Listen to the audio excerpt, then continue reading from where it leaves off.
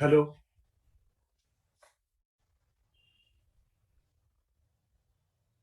Hello, is there anyone from event team, event IT team? Yes, sir, I can hear you. Yeah. Can you go ahead? Hello. Sure, sir, sure. Acha, please share the slide of our first speaker, CV slides.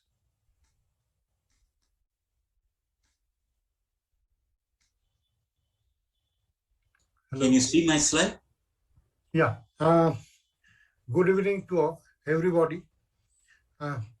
We are late, of course, but we are just now in Diabetes Food Symposium. It's a great symposium, I believe, and many interesting talks.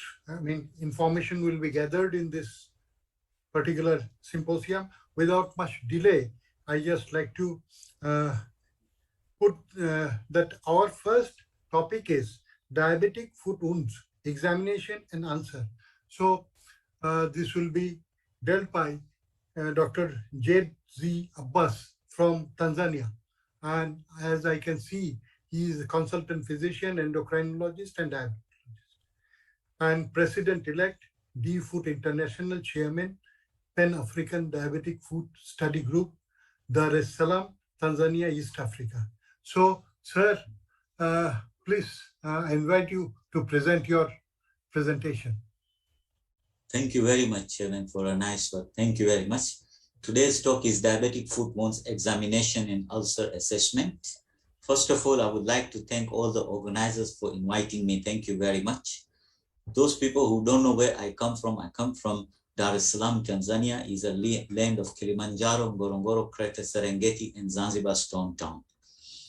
We in developing world, the two largest continents, Africa and Asia, contribute 76% of the population, which caters about 80% of diabetics from this region, and the rest of the world is less than 24%. So we have a double burden here, communicable and non-communicable.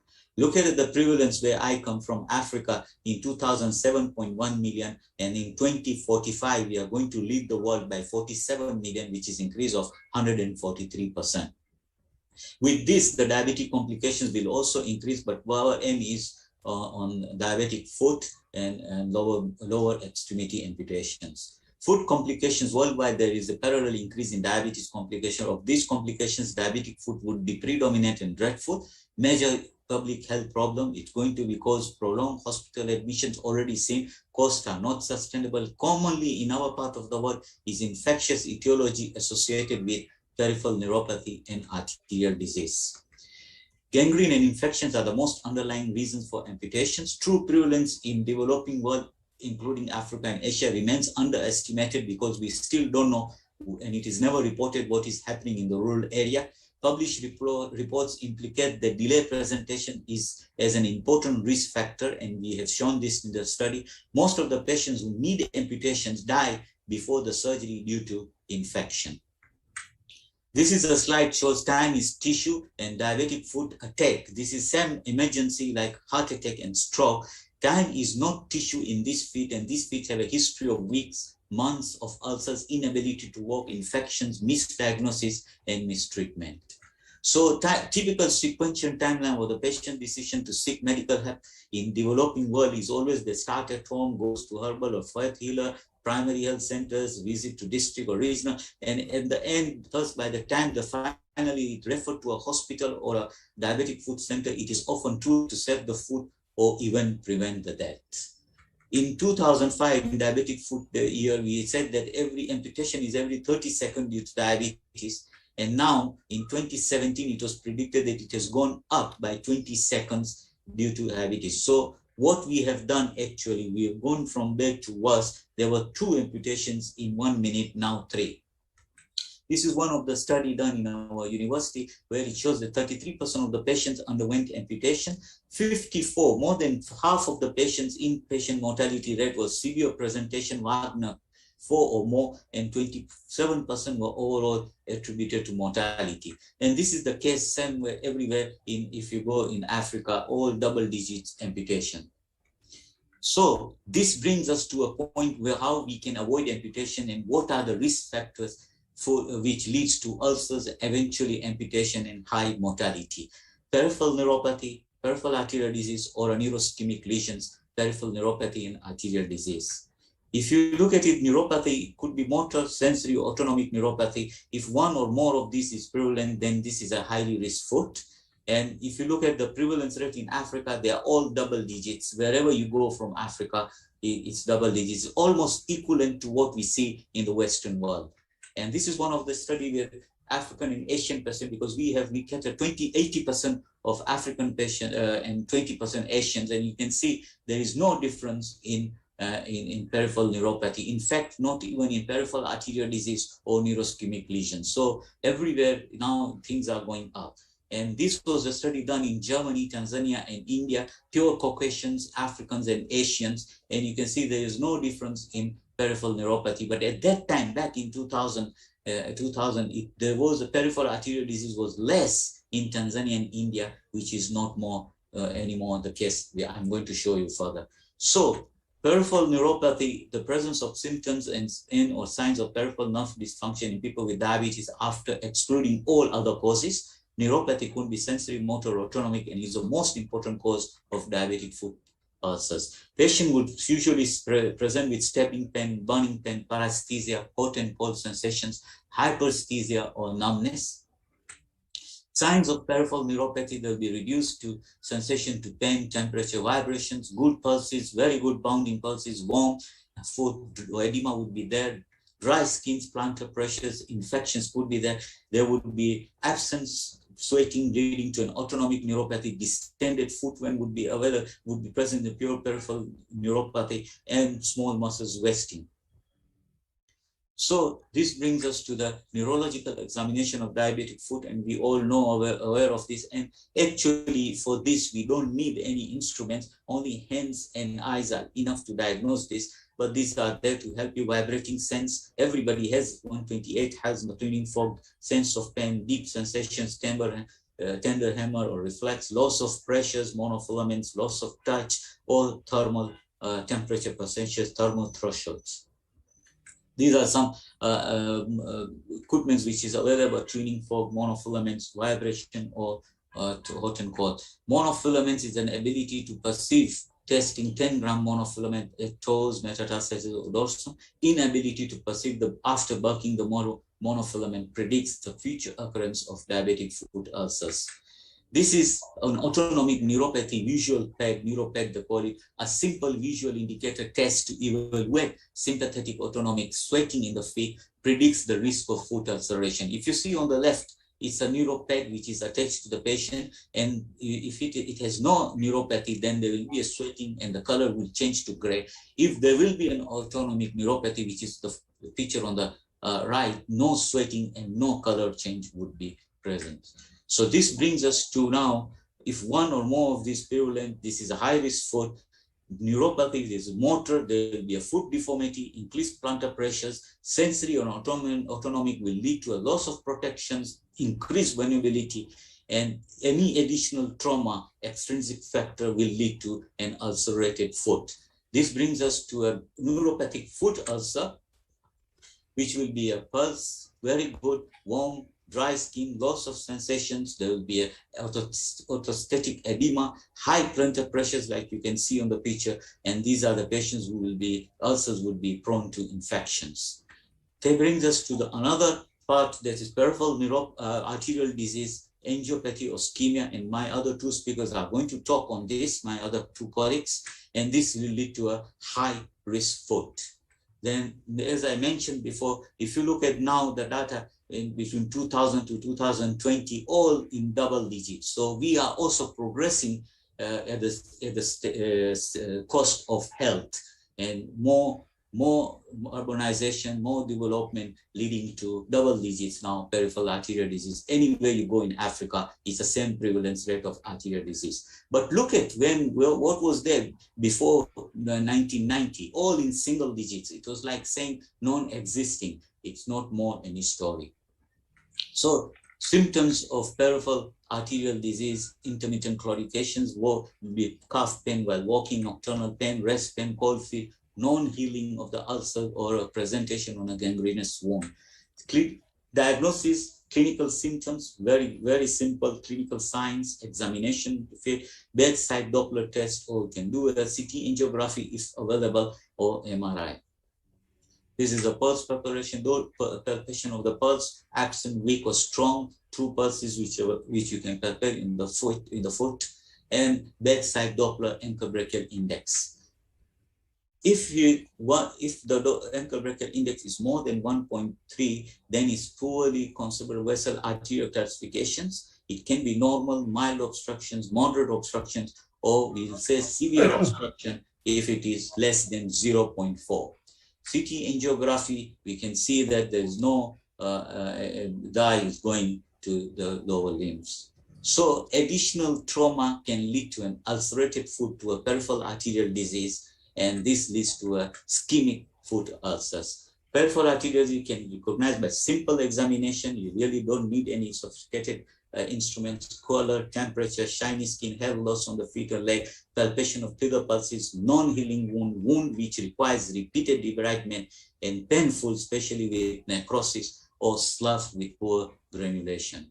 Now we comes to a diabetic foot ulcer. There's a history of diabetic foot. Is initially it will be a normal foot, which will lead to a high-risk foot, and I've already mentioned arterial disease and neuropathy. Then it leads to any trauma going to an ulcerated foot, and this is what we are going to talk today, then infected, and lastly necrotic. So the foot ulcers are common complications of diabetes, represents a major source of morbidity and mortality.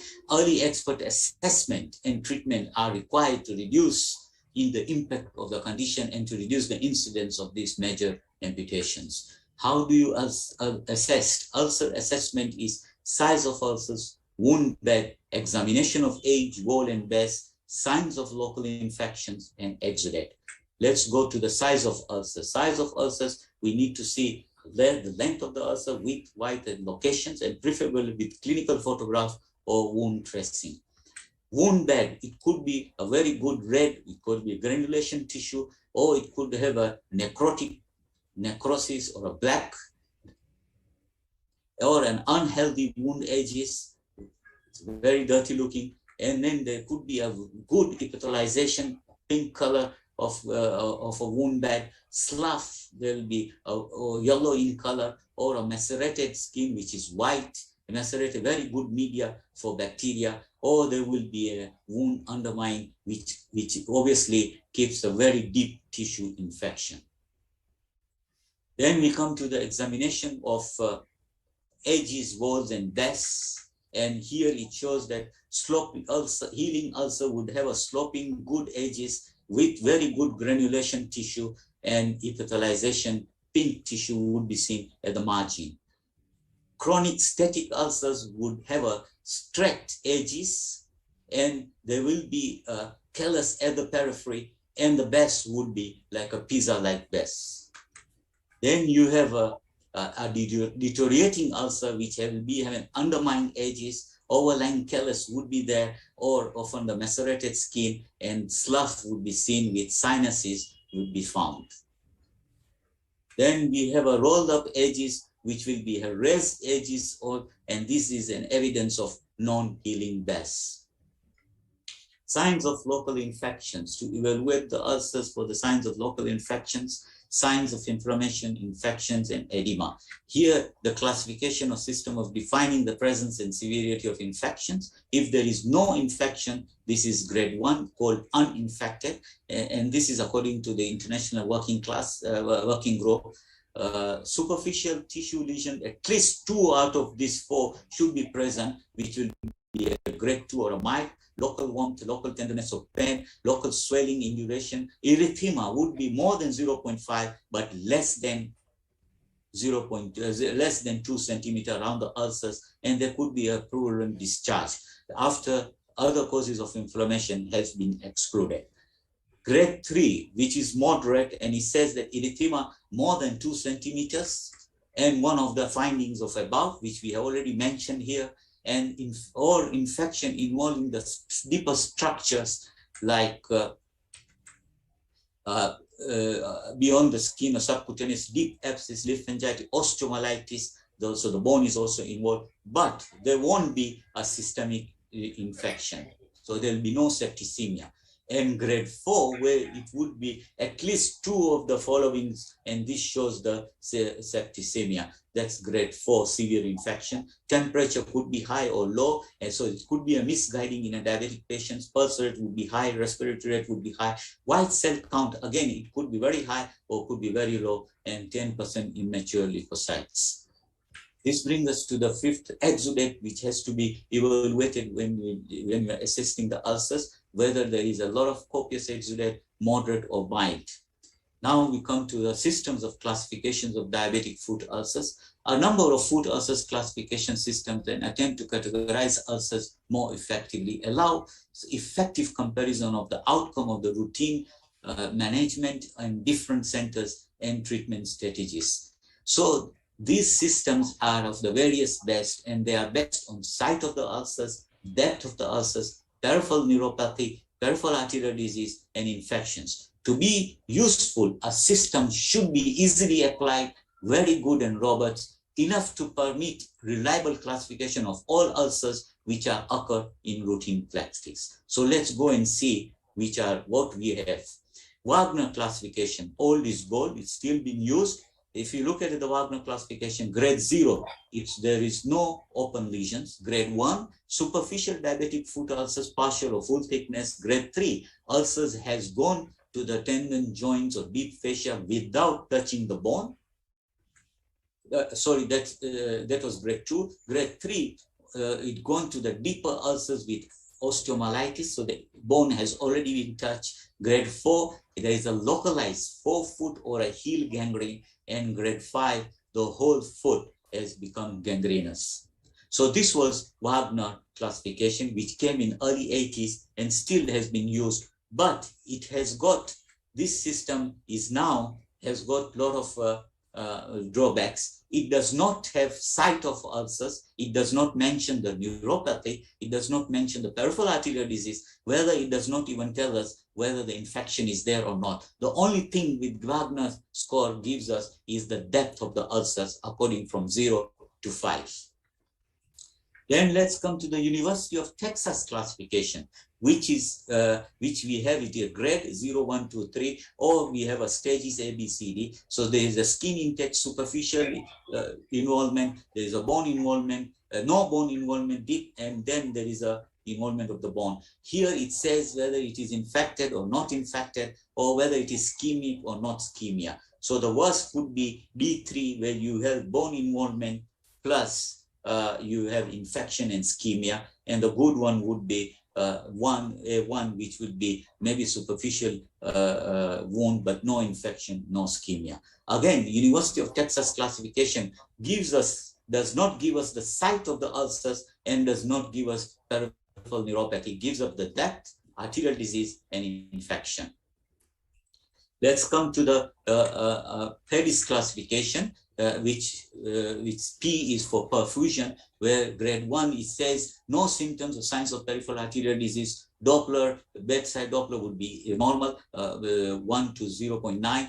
Toe brachial index will be more than 0.6, and there will be good transcutaneous oxygen. Grade 2 would say symptoms and signs of peripheral arterial disease with intermittent claudications. ABI would be less than 0.9, and systolic blood pressure of toe blood pressure would be less than 30 millimeters of mercury, and toe brachial index would be less than 0.6. Transcutaneous oxygen would be between 30 to 60 millimeters of mercury.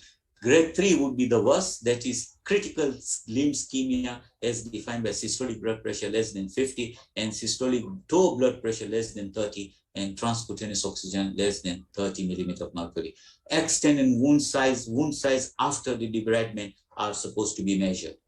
Then let's come to the depth. So that's B. We already mentioned P, extent and wound size, and now we're coming to the D, which is the depth of the tissue. And grade 1 would be superficial, not penetrating any deeper structures. Grade 2 would be deep ulcers penetrating dermis to subcutaneous tissue, involving muscles and tendons, but not the bone. And grade 3 will involve everything up till the bone. Infections, I've already mentioned there, infection, it's the same thing, grade 1, no infection, grade 2, mild infection, grade 3, moderate infection, and severe or grade 4, severe or septicemic infections. And I'm not going to go into detail, I just mentioned a couple of slides before. Sensation S, that's the last for the pedis, it says grade 1 sensation present, grade 2 sensation absent. And this, if you look at it, this system based on all 5 are there, so it has hit the target. Site of ulcers is there, depth of ulcers is there, presence of peripheral neuropathy, presence of peripheral arterial disease, and infection. But this is mostly used for the research purpose. Let's come to another classification. That's a SINBAD classification, where we have site, forefoot or midfoot or hindfoot, and we have a category as a site definition, and then we have scoring here. So if you have a midfoot or a hindfoot, then you score 1. Then we have ischemia, palpable pulses or not palpable. If not palpable, you score again 1. Neuropathy, presence or absent. If you're not, then you score 1 here. Bacteria, none or present, again 1 you can score, or 0. Area less than 1 centimeter or more than 1 centimeter, and that ulcer conformed to the skin or subcutaneous tissue, which will be scored 0, or but if it goes to the muscles, tendon or deeper, then it's 1. Total of 6 scores. So this SINBAD classification is actually touched everything: site of ulcers, depth, presence of neuropathy, presence of peripheral arterial disease, and infection. So for International Working Group Diabetic Food recommendations in 2019 was, for communication among health professionals, the use of SINBAD would be much better. International Working Group and Infectious Disease of Society of America classification for assessment of the infection, like I already mentioned, that will be very good. SINBAD classification is very good for audit of the outcome of the population. And for peripheral arterial disease, Wi-Fi, wound, ischemia, or foot infection, which was produced by vascular surgeon system for assessment of perfusion and likely benefit of revascularization. So these are just recommendations can be used, given by International Working Group of Diabetic Foot. So my couple of slides: management of diabetic foot ulcers is a multidisciplinary approach: metabolic control, antibiotic treatment, empirically, debridement if need, surgical treatment, meticulous wound care, adequate vascular supply, relief of pressure or offloading, all are essential in the treatment of foot infection. And it has to be seen as a patient as a whole, not the whole in the patient. Topical treatment, always confusion which dressing to choose. There's so much in the market. So the topical treatment, the best would be remove the excess exudates, maintain high humidity, allow a good exchange of the gas, provide thermal insulation, protect from the secondary infections, free of particles, allow removal very easily without damaging the skin, and 50% faster revitalization. This is just a prevention as we go up from 0 to grade 3. So if there is this risk factors, the person has to have more high intensive education and more frequent visit, less than 3 months if it has a previous amputation or ulcer. So in this slide, I say, if I have given you too much information, so please let's get up and take the last slide of take home message. Regular inspection and examination of the feet and footwear is very important. It's mostly neglected in our part of the world. Identification of high-risk patients, which I've already mentioned, is also very important to my previous slide says how to go about according to the grading. Education of the patients, family, and healthcare workers is also important, and it should be an integral part of all the curriculum. Appropriate footwear, again, this is almost neglected in our part developing world. And treatment of non-ulcerative pathology. A patient can come with fungal infections or a big hypertrophic growth of the nails, and that can cause ulcers, morbidity, and mortality. So all these 5 important take-home message for prevention of amputation and mortality. So in conclusion, ladies and gentlemen, efforts are still required to increase awareness of diabetes and its complications among the healthcare workers and patients, in particular diabetic foot. Early detection and treatment of diabetes will improve the course of disease and obviously will reduce morbidity and mortality. My very last slide, and this is a saying from Africa, we said the best time to plant a tree was 20 years ago, but we are never late. The next best time is now, and we can always start by step. Thank you very much.